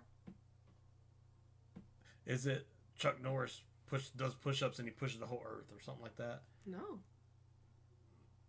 That's just us. I don't know. Go for it. It was a big thing in WoW for a while. Oh, was it? In WoW, you couldn't... WoW's different than it used to be. When it was new, World of Warcraft, what I mean by WoW, there was a thing called Barons Chat. The reason it was called Barons Chat is because there was a zone in World of Warcraft called the Barons that was probably the longest leveling zone there was. Because you would go there at around 10 and you would stay there till like 25 or greater. So people there for a long time, people would get bored questing by themselves and they would just be toxic in chat. And every 2 to 3 minutes, Chuck Norris jokes would just pop up. So that's where I know all mine from. It was super popular with our boys for a very long time with the preteen kids and still to this day. So Chuck Norris facts are just satirical factoids that aren't even really true. So that made Chuck Norris appear to be the world's baddest badass. And they start with Chuck Norris and can kill 2 stones with 1 bird. That was one of them. Chuck Norris can kill your imaginary friends. Chuck Norris can hear sign language. But it was normally like Chuck Norris is so such and such that he could do this. Kind of like, yo mama's so fat, she blah, blah, blah. And then my favorite is Chuck Norris knows Victoria's Secret. I liked that one. Yeah, they usually had something to do with brawn. The flu has to get Chuck Norris shots once a year. That is fucking hilarious. Mm-hmm. That's hilarious. Yeah. But yeah, it was just jokes about... The kids still say them every now and then. Every now and then they will. Chuck Norris became a huge sensation all over again. And why Chuck Norris? I don't even know. Somebody just picked him. The same reason like the Arnold Schwarzenegger became really popular 20 years later for the Get in the Chopper scene. Yeah. Like that movie was so old, but all of a sudden, get to the chopper became a huge thing. And people would just say it in Barron's chat also, but all the time. So this one, we talked about this today, actually. What was that? Commando, I think, was that Schwarzenegger movie. Okay, I'm sorry. I don't know. My brain wanders. Go back to your topic. This one we talked about today. Bacon mania. So bacon mania refers to passionate bacon enthusiasm throughout the U.S. and Canada. Novelty bacon dishes and other bacon-related items have been rapidly popularized on the internet. We had the bacon cupcakes and we have a bacon board game, and you had the bacon candy, and you had the I would bacon almost, Band-Aids. I know I'm being literal maybe, but I would almost guess this fad hasn't gone away because bacon's still a big deal, but there was a point in time where it's all you heard about. Mm-hmm. Yeah, like bacon, bacon, bacon, bacon. Yeah, everybody, the whole bacon, and I mean anything you can think of, but bacon themed. Like the there bacon. was like bacon. If you went to get a massage, they would use bacon massage oil. I don't know. I don't get massages. You get a bacon. But I'm just saying it was that ridiculous. A bacon petty. Yeah, bacon pedicure. You would go soak your feet in bacon water or something. I don't know.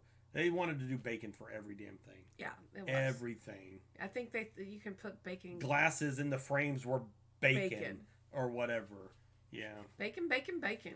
But bacon is still a big, phenomenal kind of thing. But there was a point, like you're talking about, where it was like literally everything. Yeah, everything bacon. Everything.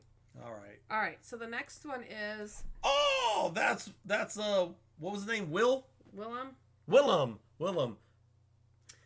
The Magic Eye posters. What? It's not a... What'd he say? Hold on. I know the quote. This is from Mallrats. Mm-hmm. And he was like, ah ha ha, you dumb little shit.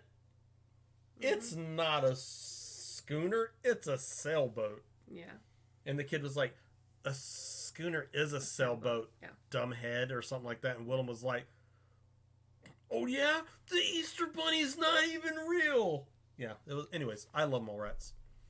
But obviously you're not talking about Mallrats. You're talking about the pictures that you'd stare at. Yeah, and an image would show which is up. the Magic Eye posters. But Magic Eye, that's those right. became genericized. That's a genericized trademark. It wasn't really always Magic Eye, but they did put out books, if you remember. So it's a 3D image you focus on to see it. It says, which allows some people to see 3D images by focusing on 2D patterns. And they're very specific about saying, allow some people. Because there are many, many people who cannot see those. Willem being a perfect example. Many people that cannot see those. They are referred to as audio stereograms. And Magic Eye was the one that put out the books. The books were first, and the posters got so popular. Yeah, the posters were very popular. And then they would get shared all over the internet for a while. On MySpace back then. That was a thing. But yeah, they would get shared around on MySpace and stuff like that. And they were all different ones. I am one of the people that cannot see them. I cannot see them. The Easter Bunny is not even real. I cannot. I don't know what it is about that's them. unfortunate. I could see them. I But think it has did take a something to lot do of with- concentration. It has something to do with relaxing your eyes, or I don't know what it is, but there's something about it that I just can't see it. I think it has to do with just being able to focus. And I think there was just something satisfying about seeing the image. It didn't even matter what the image was. I wouldn't know. I never saw one. But like you stare at it and you relax your eye, and finally out of nowhere the 3D image just appears, and then most of the time almost goes away immediately, because as soon as you see it you try to focus on it again, and then your eyes are no longer relaxed and it just goes away.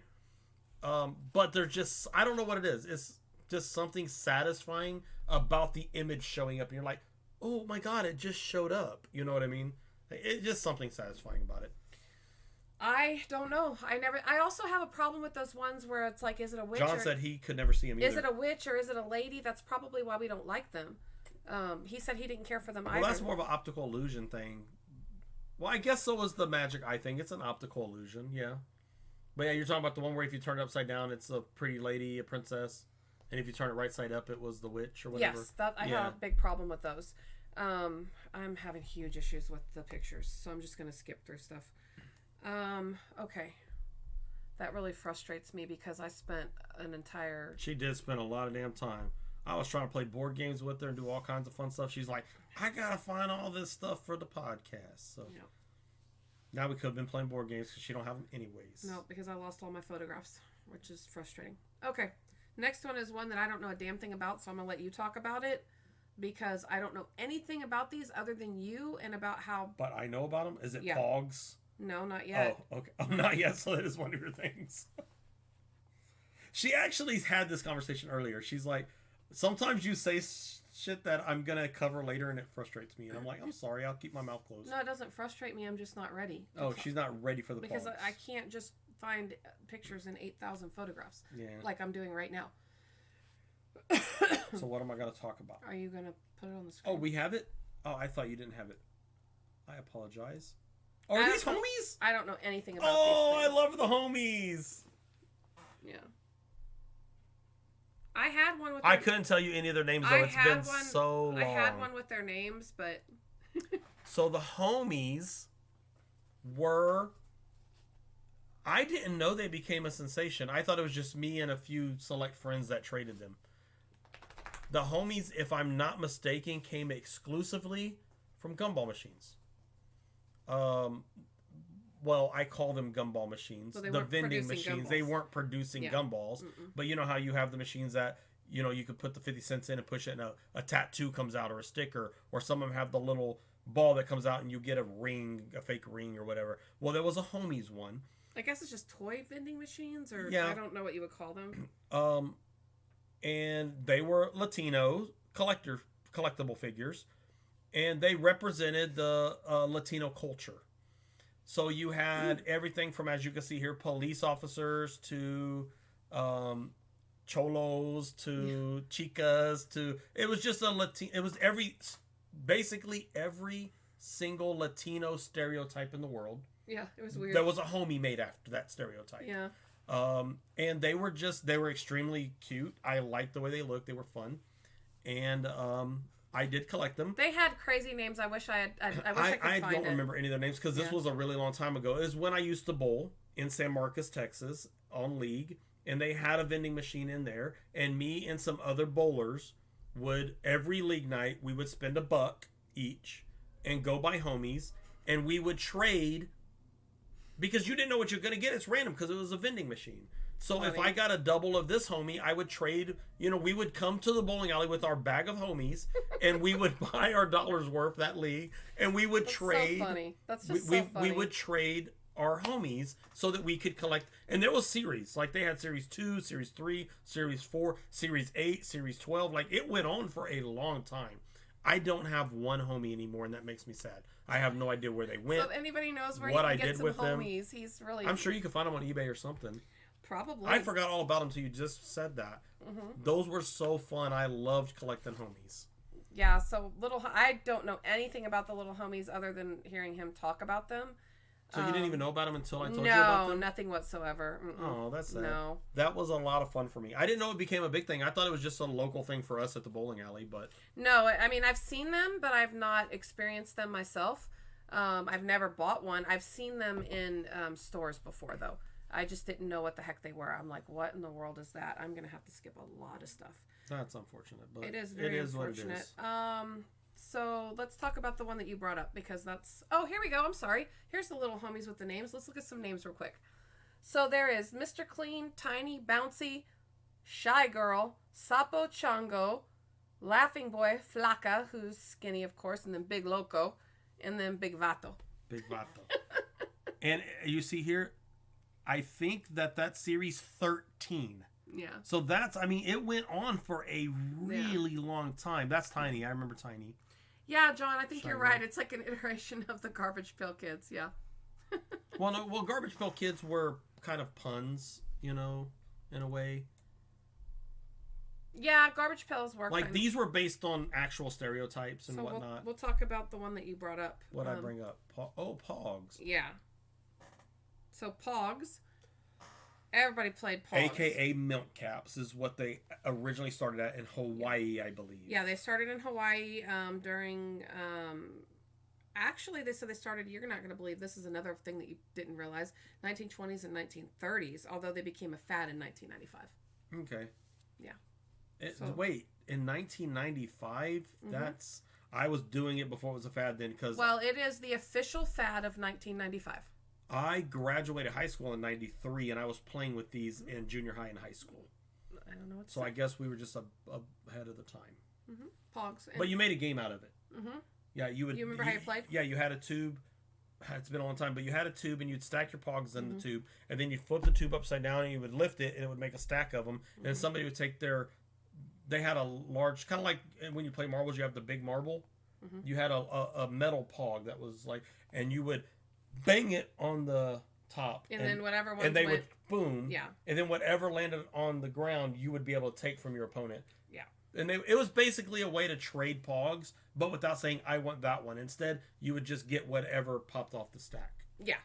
Yeah. And they were like every kind of pog. I remember I had. And you were not allowed to pog someone's tower, and they weren't allowed to pog yours back because they had to have an even chance to get return pogs. had Bart Simpson's pogs. Everything. I didn't even know about Simpson ones. But they did have literally, if you name something, non-graphic of course, there was a pog with that on it. Yeah. Period. Anything licensed. Anything you can name. Tamagotchis. I talked about that earlier, right? Yeah, handheld digital pet that you fed. You had different options. You could feed, give it light, play a mini game with it, give it medicine, cure a sick pet, clean up after your pet, use the toilet, give it health. And if you didn't pay attention to your Tamagotchis, they would die. They would expire. And that was a traumatic thing for a kid with a Tamagotchi. I can imagine. I know Garrett did have a Tamagotchi, but I didn't pay much attention to it, so I don't know what he was doing with it. But I remember them. I remember them being a fad. They were a huge fad. A huge, huge, huge fad. And I remember when... And it was supposed to teach them responsibility or something. That was something that... She said Drake's kept dying. Oh, yeah. It probably kept dying because he wasn't feeding it. But John said, could they be revived? I don't know the answer. Do you know the answer to that? Didn't you have to shake it or something? You had to I don't shake know. it, I never it, played. I just know Garrett had one. I don't know anything about it. I think you had to shake it. Or did you could you create a new pet? I don't remember. Or did your pet die and you just threw the Tamagotchi in the trash? I don't remember. I don't remember. I just remember that it was a traumatic. I think like it had to be a while, and then you had to shake it like I don't to wake it up or something. I don't remember. Do you flush it down the toilet like a goldfish? No, maybe that's where our plumbing problems came from. Yeah, he's like, oh, another Tamagotchi gone. Flush. I don't remember. I almost think you could revive them. I almost think you could. But you're supposed to be teaching responsibility. So. Yeah, that's what they were for, to teach responsibility. Yeah. So do you remember this one? That's a glowworm. Yeah, it's a glowworm. Garrett had one of those, but he was a baby, so that's a long time ago. It does not glow in the dark. It has a light. Squeezed it, right? It has a light. You squeezed it and its head lit up. Yeah. So a stuffed toy for young children's around 1982 when it came out. 82? I didn't know it was that old. Garrett was born in 93 when we bought him one. My sister... Oh, no, I'm sorry. Garrett my was born sister in 98. Brianna had one. Yep. They're much older than I thought they were. Yeah, it did not glow. It was backlit with a light. Yeah, you squeezed the belly or whatever, and you the light squeezed would the belly on. or something like but that. But it would stay on for a little while. Mm-hmm. Yeah. Mm-hmm. That was fun. And in the same vein as that, these are things that were big. This is has had a resurgence with pop culture. The Care Bears. Really? The Care Bears, yeah. I mean, I remember the Care Bears being huge. I mean, huge. Yeah. But I didn't know they came back. Like Boxed Lunch and all of those pop culture type places. They all have. So like do you people remember, who sell nostalgic. Do you remember? There's Friendship Bear. There's no, I didn't know nothing about them. I didn't use them or play with them. Or my kids didn't. But that's Nighty Night Sleepy Bear. I don't know. I remember they all had an emblem on their belly and it meant something, but I never really watched the cartoon. I never collected I never even owned one, but I know they were huge. I know a lot of people. Do you know where they lived? Care Bear Land. No, they lived in Care-a-Lot. And do you know what they had a superpower? Oh, I didn't know they were superheroes. I would have been. They have a superpower. Did you know that? Yeah, is it to make people feel love? Or no, happiness? It was the Care Bear stare. They fought their enemies with their Care Bear stare. The Care Bears, and all of them, every Care Bear comes equipped with the Care Bear stare. Okay. Was the Care Bear stare anything like, oh, why did I forget the name of it? Blue Steel? What's Blue Steel? Oh, from Zoolander? Zoolander. Blue Steel is this. Yes, it was exactly like that, actually. The Hold Care on, Bear I did stare. to the camera. You're going to Care Bear stare Blue the camera? Steel. No, I'm Blue Stealing. Blue Steel. Blue Steel. Yeah. Actually, it's quite similar, but I don't think Blue Steel, it doesn't stun the opponents. This one is in the same time frame. Cabbage Patch. Is that what it was called? Yeah, so it was the fad of the year in 1978. Garbage Pail was the parody of this. Yeah. So I thought that this was later, but it became a fad. It was fad of the year for 1978. My sister was so small when she was born, she would wear Cabbage Patch Kids clothes. I told you the same thing about my youngest brother. So my sister did. I'm not going to say names in case they don't want their names, but I did not. My youngest brother wore Cabbage Patch Kids out of the hospital. My sister did as well. Not out of the. I don't remember if it was out of the hospital, but she did. She wore a baby doll dress to our family pictures too because she was so small. Now I did not know they were that old though. I did not know either, and this is creepy. So when I was doing the research, it was creepy. So I wanted to save this story to tell. So the story of the Cabbage Patch Kids tells of a young boy named Xavier Roberts who was led by a bunny bee. I guess that's a bunny with bee wings or a bee with a bunny tail. I don't know which. Or a bee that doesn't fly and hops. Possibly. I'm not familiar. Or a bunny that flies and makes honey. Well, he was led through a waterfall by the bunny bee, down a long tunnel and into a magical land where a cabbage patch grew, little children. In the story, Roberts agrees to find all of the Cabbage Patch Kids' loving homes for everyone. All of them. I remember they did come with a little birth certificate though. Yep, they came with a little birth certificate. So those things were creepy. And then they had all the different ones. I had one that was dressed up like a baseball player for the St. Louis Cardinals. Yeah, I think originally, though, I don't know originally because I didn't know they were this old, but from what I can remember, I think they were almost all the same, but then later they started making variations. They started making different hair colors, different skin colors, different, yeah. And then they did the same thing like American Doll's done where they've gotten real diverse. You remember Teddy Ruxpin? John, I do remember Black Friday breaking out. Absolutely. Over this and many of the other things that were on my original list that we're not going to talk about. So, yeah, big time. And they were all, so many of them that you couldn't just buy one and be happy. And then you had to get clothes and shoes. So, I mean, it wasn't going to work unless you had clothes and shoes and everything. So it was one of those things that kept going. Like you just bought the doll. Okay, you just have to have the clothes. You have to have this. You have to have that. And then you have to have another doll on top of that. And then it needs a friend. And then it just keeps growing. So the next one is, of course, Beanie Babies. Guess what year it was the fad of the year in? I'm going to guess it was somewhere around the time the McDonald's did that bullshit with them.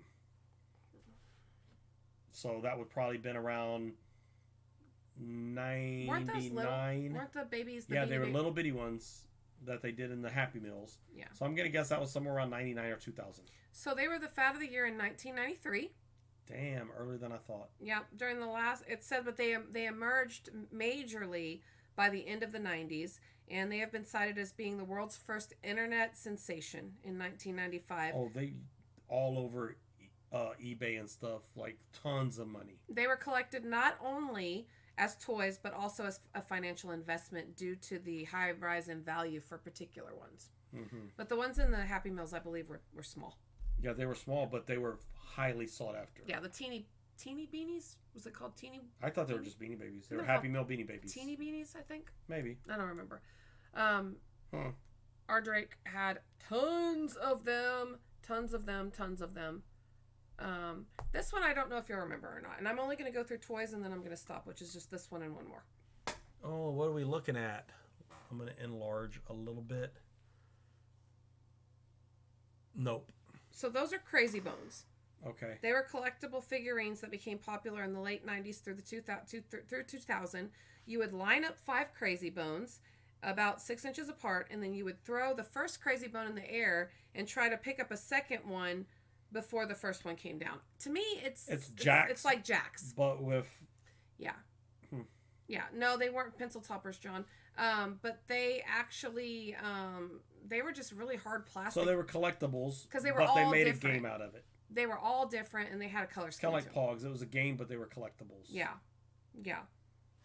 But that's the first thing I thought of, too, is Jacks. But those I stepped on many, many, many times because one or more of which used to be the children had that. Which used to be complaints of the generation before us with Jacks. I stepped on many, many, many of those. And Legos still to this day. Legos, yeah. Yeah. Oh, my God. Okay, very last one because I'm not going to go through the next 3 pages that I have. Okay? 3 more pages. We've been doing this hour and 40 minutes already. I do. You made a big ass list. We're going to have to do part 2. We'll have to do part 2, and I'll have to find all my photographs. Oh, Teddy Ruxpin. So Teddy Ruxpin. He's an animatronic he had children's a tape deck toy. in his back. Do you remember what kind of animal he is? I thought he was a teddy bear. He's a liliup. A liliup, which looks like a bear. First time I heard that, I just thought he was a teddy bear. It's a creature the liliup is described as a creature that looks like a bear. So the toy's mouth and eyes would move while it reenacts stories. That would be a suck-ass description if I was a liliup. Yeah, don't you want something more? I want to just be unique. I don't want to be... My description is literally I look like something else. What if the bear's description looks like a liliup? Yeah. What's a bear? It looks like a liliup. And I hope I'm pronouncing that right. But it has a tape deck in the back.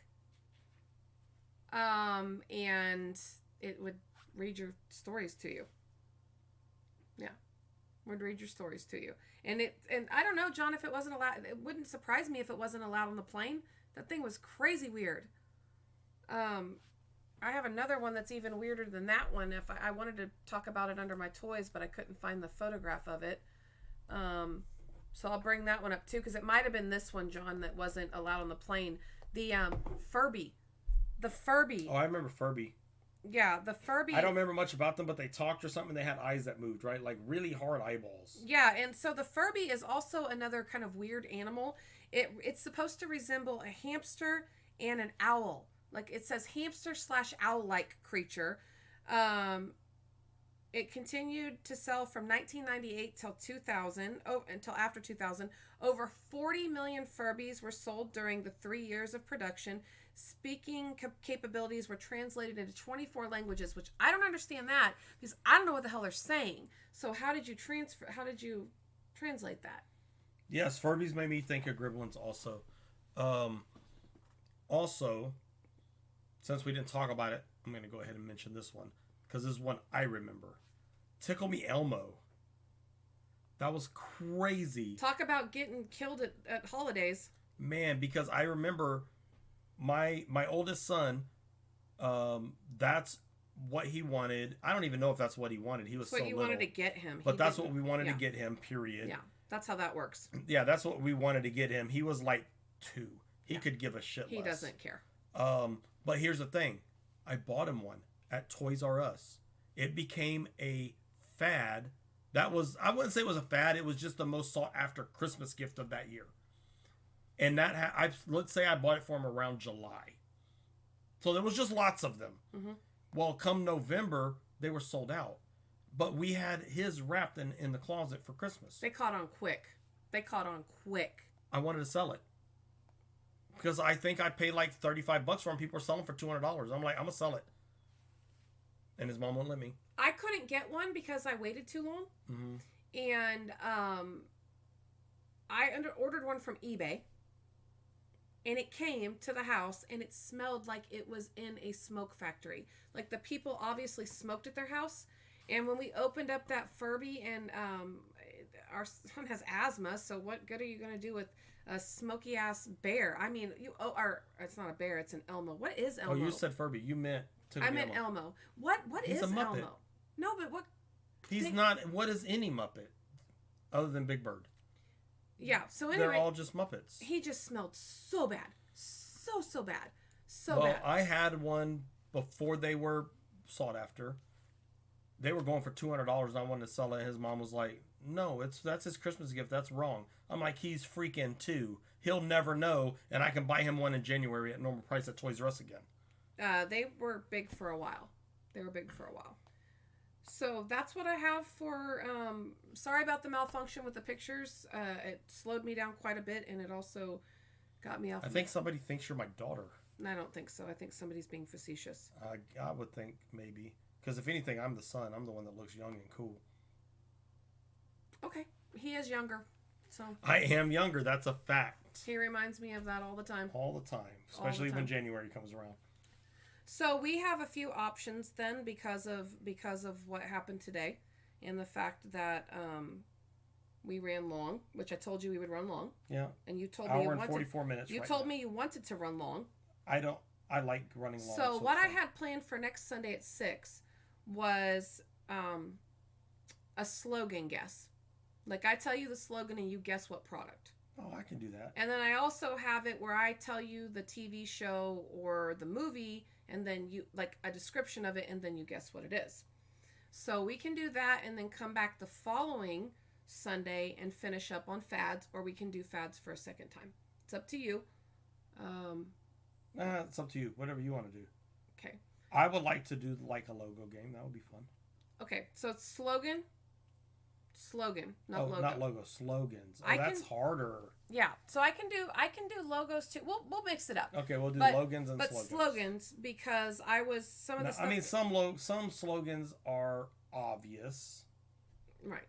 So I'll give you a few just to kind of get you primed for what we have in mind. So this one was called a truly unique. Are you grooming me? Don't say that. You said it earlier. I know, but I shouldn't have. So this one, and you can show the picture once you get it right. But this one is a truly unique alcoholic beverage. Was marketed as an alternative to beer. That doesn't sound like a slogan. Their slogan was you gave me two parts. You gave me a description truly unique alcoholic beverage, and this item was marketed as an alternative to beer. Well, if it's I was gonna say Zima. I was like, if it's an alternative to beer, it's got to either be Zima or it's got to be like a near beer. So John's right. It's a Zima. Zima. I never heard that slogan though. That's their slogan. Want to do another one?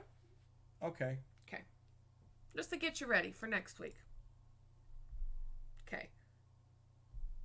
I'm going to do another one. This one is, the slogan is, "You've never seen a taste like this." It was part of the clear craze. I've heard that. It was part of the clear craze. Well, you gave it away with that. That means it's Pepsi Clear. Yeah. Well, it was Crystal Pepsi. Or Crystal Pepsi, and it was Coke Clear, right? I don't know about the clear one. Yeah.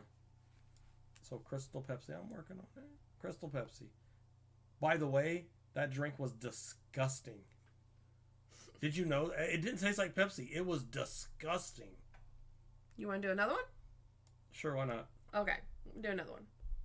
So this is way funner because we get more audience participation. So this one is moms everywhere trust blank. Trust Jif. No. Moms everywhere trust blank. I've heard that. Moms everywhere trust. It's a food, and I thought it was Jif. Moms everywhere trust. No, choosy moms choose Jif. Oh yeah, choosy moms choose Jifs. Moms everywhere trust. I've heard it and I can't think of what it is. Put it on. No, it's not a cleaning product. I'm going to put it on the screen. Not a cleaning product. It is. I can give you. Oh, Tang? Tang. I didn't remember that being associated with Tang. Yeah. She said Bayer. I guess that's incorrect as well. Because it's Tang. So, want one more? I'll do one more. You keep saying you want one more. I'll just do one more. But I'm good with 20 more. It don't matter. No, but you want to save some. I don't have 20 more. These were the ones on my list for fads. Oh, these were fads? Yeah. But you got the slogans? So this one, I'll end on this note. It's quite disturbing. It kind of pissed me off a little bit, so I thought I'd go ahead and put this one. Okay, so this one is, when you can't be with him, be in his mind. Have a shape he can't forget. Blank can help. Have a shape he can't forget. Hold on. Say the whole thing over. When you can't... And this is a slogan someone used? Yeah. That's a long fucking slogan. Get ready for next week's. All I can tell you. Okay. So Spanx. That's great. Spanx. No. Okay, I'll say it over again. When you can't be with him, be in his mind. Have a shape he can't forget. Blank can help you. So basically, I'm No. It's a drink, you guys. It's a drink. It's a drink. Oh wow. It's a drink. That's why I was like, okay, I'm picturing a woman's gonna buy something for a man because you can't be with him. Right No.